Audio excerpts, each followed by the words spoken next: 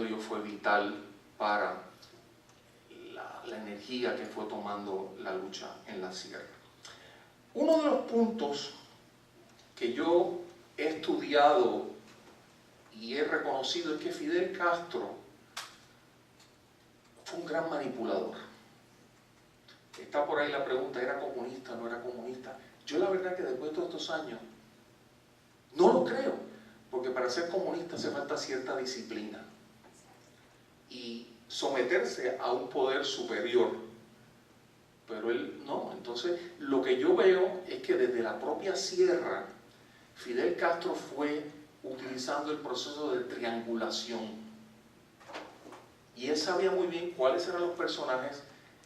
Cuando uno estudia la historia de la revolución y mira hacia atrás desde el principio, esto parece que fue un juego de ajedrez diseñado en un cerebro superdotado, porque todo llega a su lugar.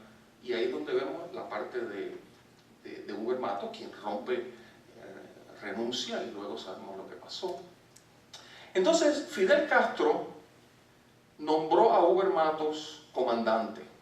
Pero fue bien interesante porque quería tenerlo cerca, le puso un segundo al mando, que no fue quien él escogió precisamente, y el que estaba arriba de él era Almeida, quien lamentablemente es un personaje muy penoso en la historia de la revolución, que verdaderamente no hizo mucho ni durante ni después. Entonces esto es lo que hace Fidel Castro. Fidel Castro, y esto es a raíz de la visita de Carlos Rafael Rodríguez a la sierra, donde no fue muy bien atendido en la Sierra Maestra, a diferencia de la Sierra Cristal, donde estaba Raúl Castro.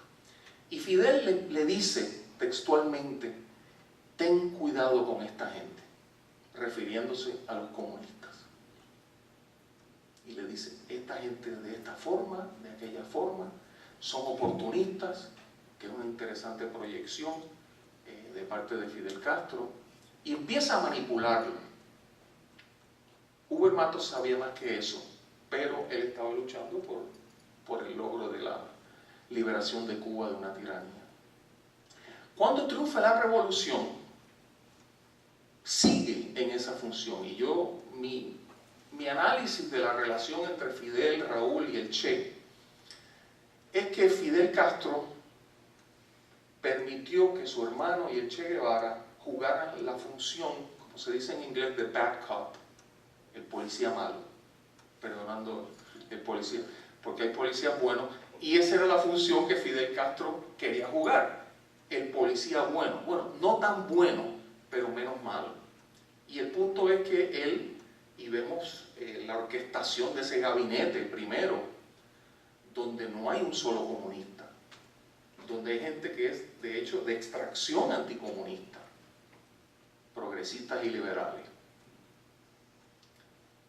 Y una vez empieza Castro a limpiar ese gabinete, ya que duró, yo diría que ya eso fue como en junio por ahí, le ofrece a Huber Matos 2 puestos en el gabinete distintos. Le dice, tú serías tremendo como ministro de Relaciones Exteriores. El que tenemos no sirve. O tú serías mejor inclusive ministro de Agricultura. Y le dice textualmente, y estos son el testimonio de Huber Matos, yo quiero que tú seas el tercer hombre de la revolución. Cosa que nunca le pasó por la mente.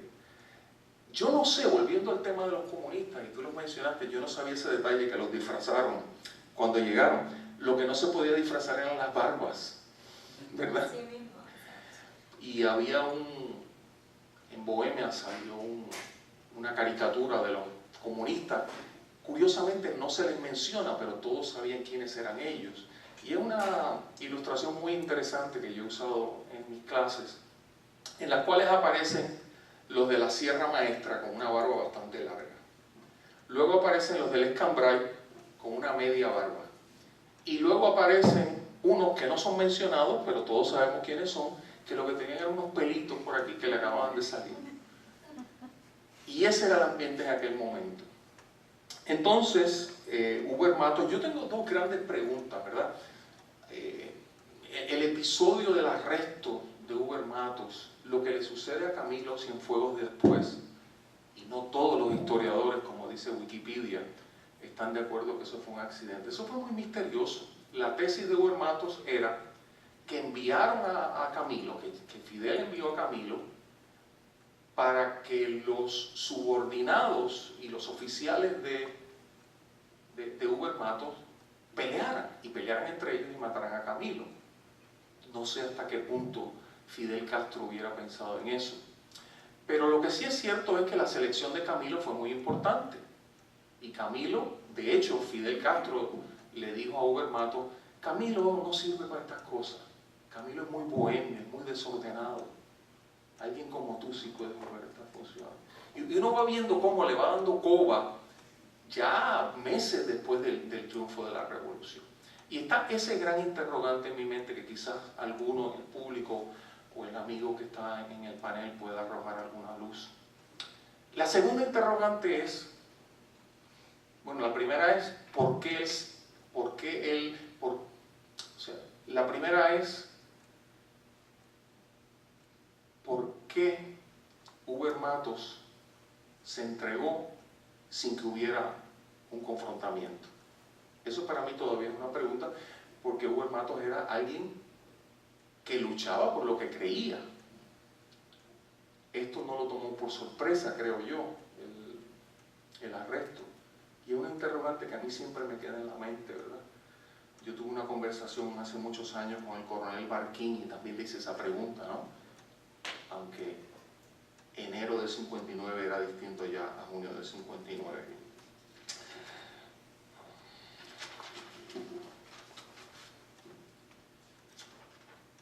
Perdón, Martín nunca le habló usted habló con Martín, nunca le habló de los acontecimientos que sucedieron antes del arresto de Huber Matos, antes de la renuncia de Huber Matos. Sí, podemos hablar de eso después, con mucho gusto. Y el tiro que Raúl Castro le dio a Camilo antes de que eso sucediera. Eso no lo escuché, pero yo vi la sangre. Podemos hablar de eso cuando acabe las presentaciones, con mucho gusto. Así que finalmente lo que quiero decir es que mis reflexiones son unas en las cuales utilizo la ventana o el ángulo interpretativo de la triangulación, cómo Huber Matos fue víctima de esa triangulación y cómo Fidel Castro era alguien que podía, por un lado, hablar mal de su hermano y del Che cuando le convenía, y luego cuando fue momento de verdaderamente desenmascararse, se desenmascaró muy descaradamente, como todos sabemos. Perdónenlo poco, pero son unas reflexiones que quería compartir con ustedes. Gracias.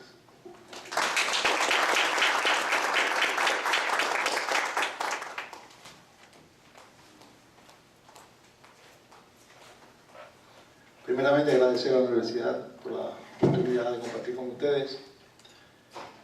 Yo conocí a Huber en la prisión, yo no fui combatiente, tampoco fui reservista. Era un joven cubano que aspiraba a disfrutar de la Cuba que teníamos y lo hacía, pero sin inquietudes políticas en aquel momento. Las inquietudes comenzaron cuando comenzó a introducirse el virus comunista en la Revolución Cubana, que yo apoyaba al principio, naturalmente. Y quiero felicitar a Lilian, doctora, de verdad, su presentación brillante, a usted también, pero la exposición de ella sobre los antecedentes del arresto de Huber. Déjenme decirle, yo nunca le dije comandante Huber Matos. Y yo estuve con él muchas veces. Estuve con él en la prisión, compartimos la prisión, y después estuve 10 años o más en Cuba Independiente Democrática. Fui miembro de su ejecutivo, primero como de la Secretaría de Presos Políticos y después de Secretaría de Prensa e Información. Fui director de programación y después director de La Voz del CID. Orgullo de Cuba Independiente Democrática, yo creo que de todos los cubanos, la labor que pudimos hacer durante muchos años de llevar información a Cuba. través de la radio. Pero yo siempre a Uber lo he querido y lo he sentido, no como un guerrillero heroico, sino como un maestro, como un líder cívico. Eso es lo que era Uber. O sea, Uber fue guerrillero accidentalmente, pero no fue maestro por accidente, ni fue líder cívico por accidente, sino por vocación.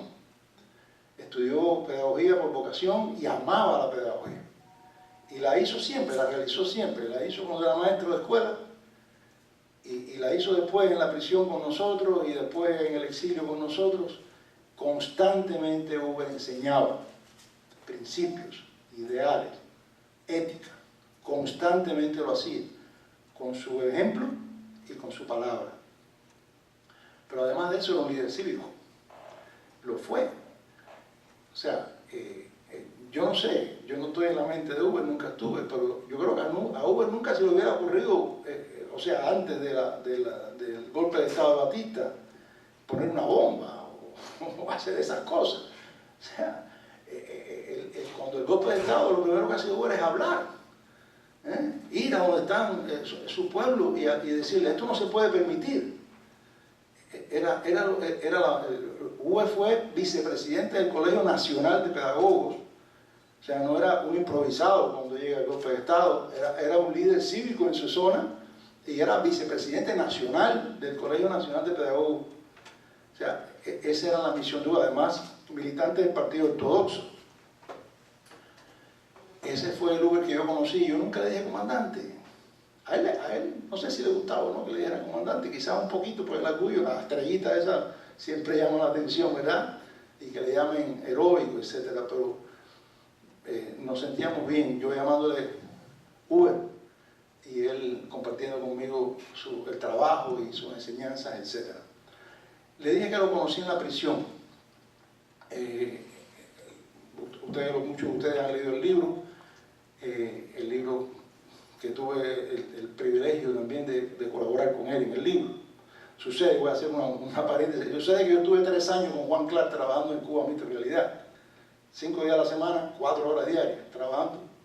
3 años con Juan Clark en Cuba Mito Realidad. Cuando se termina el libro Juan Clark, me dice, Uber, ahora ven conmigo y yo te voy a pagar para que tú, lo mismo que te pagaba Juan Clark, porque no era de gratis, para que me ayudes a cerrar el libro. Y estuve hasta que se terminó el libro con Uber. Y eran los momentos, yo digo que los momentos de más conocimiento que yo tuve con Uber fueron esa tarea, porque era sentarnos a escucharlo y a revisar y a comentar, y eran todas las noches. Aprendí mucho de las cosas que ustedes han expuesto, de algunas dudas, de algunas preguntas. Lo conocí más a Uber, ¿verdad? A su historia y su personal, a través de este intercambio que hacíamos diariamente por la noche después que terminaba mi tarea en La Voz del Sitio. Y Uber creía que Fidel Castro no era comunista, como lo creía Mario Cháñez. Ustedes deben conocer quién fue Mario Cháñez, combatiente de Moncada y de Cranma, 30 años en prisión. Mi compañero de Wilaya, en el combinado, yo estaba abajo, en el medio Paco Hermano y él arriba. Y después, durante muchos años, compañeros en la organización Plantados, que él era uno de los directores, junto conmigo. Y Mario estaba completamente convencido de que Fidel Castro no había sido anteriormente comunista. O sea, incluso Mario comentaba en repetidas ocasiones cómo Fidel Castro le enseñaba. Mario no tenía cultura, no era profesional, no había estudiado, era un simple líder sindical, pero con la avidez que tienen los líderes sindicales y el patriotismo. Y recibía, dice que Castro en repetidas ocasiones le hacía críticas al comunismo, hablaba de la invasión de los soviéticos a países que habían dominado, etc. hacía críticas. Y Uber igual. Uber no pensaba.